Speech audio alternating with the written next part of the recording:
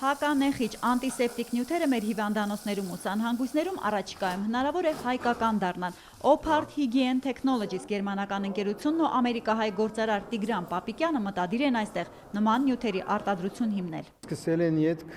դժվար է, բայց կընթացրեմ 1 տարվա մեջ արդեն արտադրության մեջ կրնան կլա։ Ներդրողներին, ինչպես ասում են, ձեռքից բռնած զարգացման հիմնադրամից ուղեկցել են Ալյանս ազատ տնտեսական գոտի, անգամ ամերիկյան համալսարան, որ տեսնեն հանրային առողջության ինչ մասնագետներ է երկիրը պատրաստում։ Տպավորել են տանելով պլաստիկի արտադրության Oval Plast ձեռնարկություն։ Հանդիպումներին Opart իր գործարանի դիսպենսերը ցուցադրող պարոն Հայներին Երևանում նաև հուշել են իրանական հումքից արտադրվելիք սարքի լավագույն շուկաները։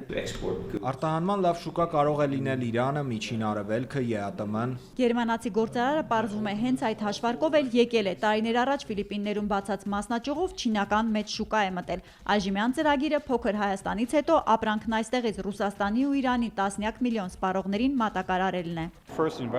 Սկզբնական ներդրումն այստեղ կկազմի մոտ 2-3 միլիոն, հետո հույս ունեմ ապրանքը ռուսական ու իրանական շուկա տանելու հետ գումարը կավելանա։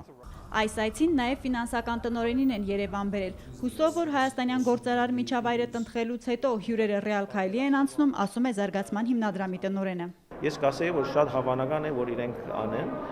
այս գործը։ Կարճ խոսեցին, արագ հեռացան հաջորդ հանդիպման։ Պարոն Օփարդն ասաց, ժամանակը նույնպես մեզ համար փող է։ Հերմինե Բաղդասարյան, Վաչագան Պետրոսյան, Առաջին ալիք։